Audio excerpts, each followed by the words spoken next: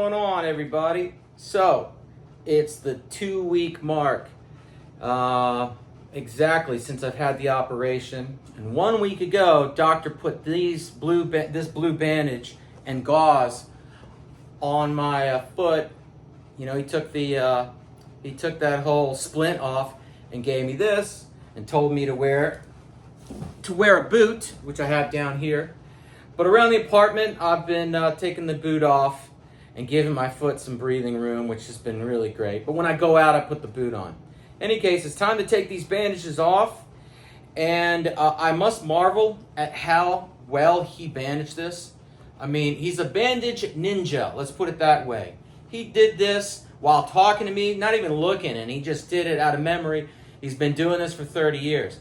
I have no idea how I'm going to apply fresh bandage and gauze, but I'm going to do my best. I watched a YouTube video, so I just took a shower and I went ahead and let this get wet. I didn't soak it. Doc told me never soak this foot in water, but I did let this get wet. Before I was putting my foot in a bag and taping it down. I can show you how I did that some other time. But since these bandages are coming off, I let them get wet. It was nice to take a shower without my foot sticking out the door for once. So anyways, I'm gonna really appreciate taking normal showers in the future. So it's time to take these bandages off. I'm gonna give you a look at the gruesome wounds. I'm curious to see what they look like. My foot swelling has gone way down. Like, I can dangle my foot now and sit at a table, and it takes a long while before I start feeling blood pressure down there. Thank God, because it was to the point where I couldn't sit at a chair without my foot up on a table. Anyways, time to take these bandages off. And for those of you who have weak stomachs, skip the next chapter of this video. All right.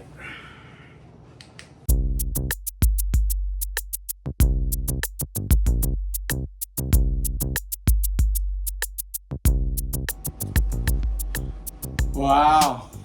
Freaky. Wow.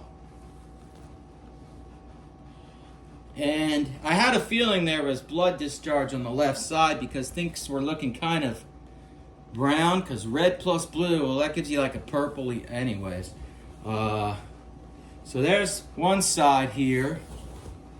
That's where the tibial, posterior tibial tendon was operated on in some mysterious fashion.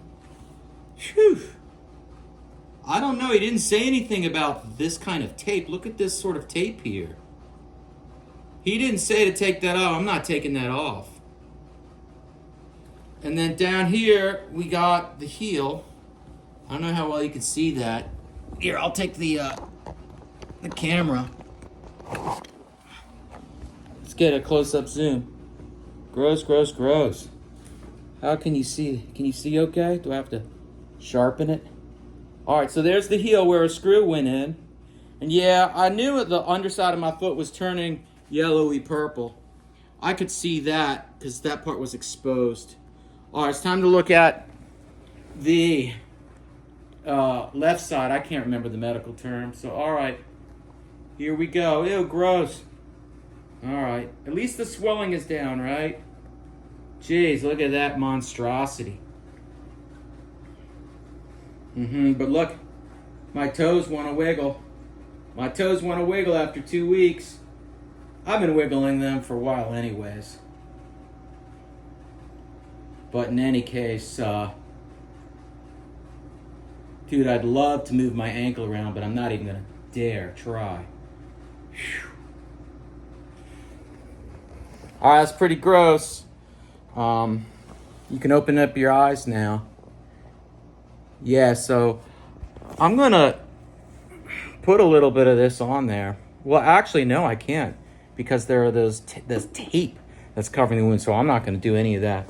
So I'm just going to clean around. I found some alcohol pads here in this first aid kit, and there's also gauze in here. So I'll put gauze, just like the doctor did.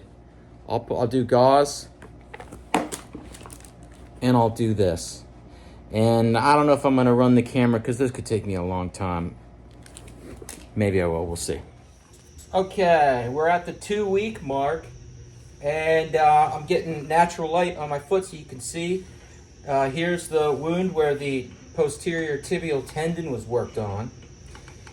And back here is where the screw was inserted into my heel.